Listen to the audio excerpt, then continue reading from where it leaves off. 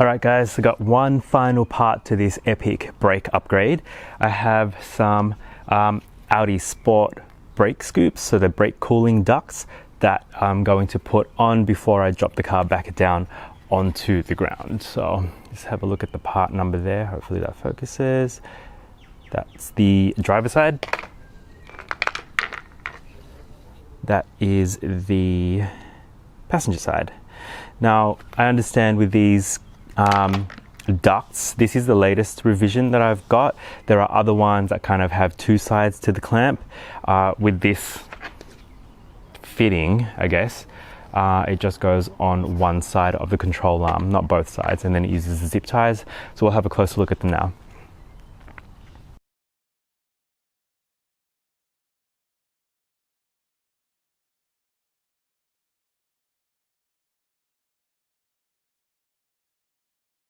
Just having a quick look, they're just sitting there, but you can see they fit perfectly. That's how sort of the legs of the unit go. So 1, 2, 3, and then you've got 2 back here. Then that very back corner goes in through this little hole. But on the other side, so that's the one that ends in 1, 2 for the driver's side. On this side, a little modification needs to be made. So because this is the A3 part number for the Mk3, can see that I've taken it off already, but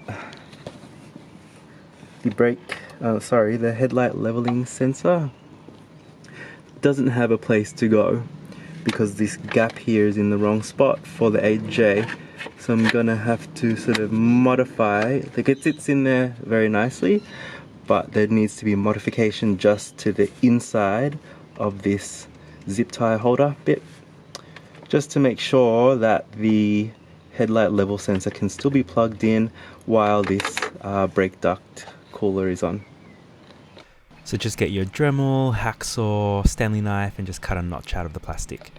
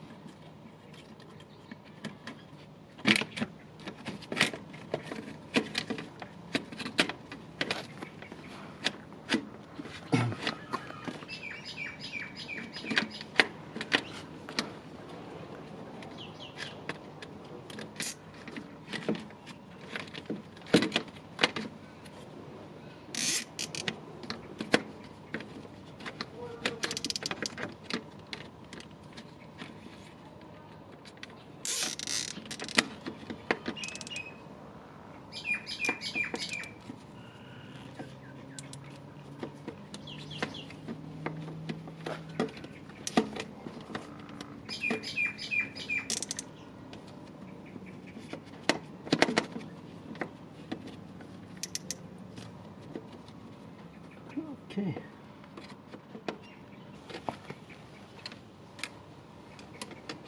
For some reason, I didn't install the middle zip tie while recording this video, but since then I have installed it and it does hold on absolutely fine, even though you've cut off the guide in the back there.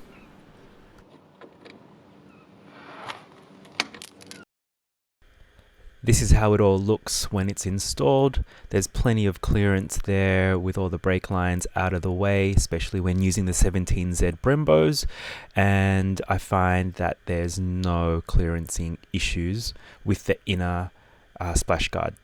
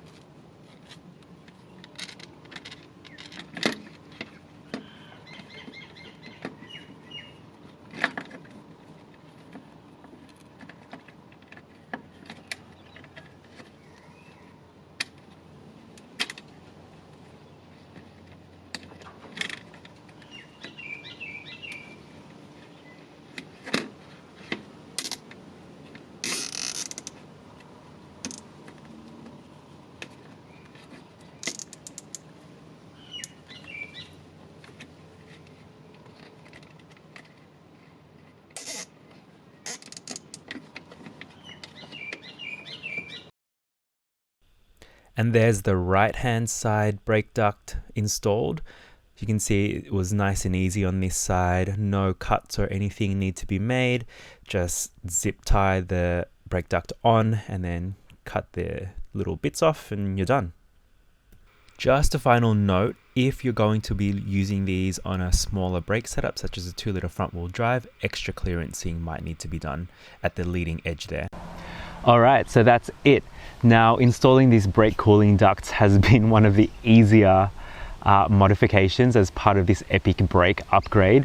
So if it's going to be one thing that you're going to do and you found the rest of the information and the rest of the installation process a little bit too difficult, this is probably one of the most cost efficient, time efficient and simple things that you're going to be able to do to help with braking efficiency. So it's definitely something that I recommend. It's super simple, and these brake cooling ducts are widely available from your Audi dealership. Even do a search online with the part numbers that you've seen and you'll be able to find them quite easily along with those zip ties. So once again, thanks so much for joining me for more Audi TT Mk2 mods. Before we go, please remember to like and subscribe and hit that notification bell so that you can see when my next video comes out. In the meantime, hope you enjoy my content and I'll see you soon. Bye.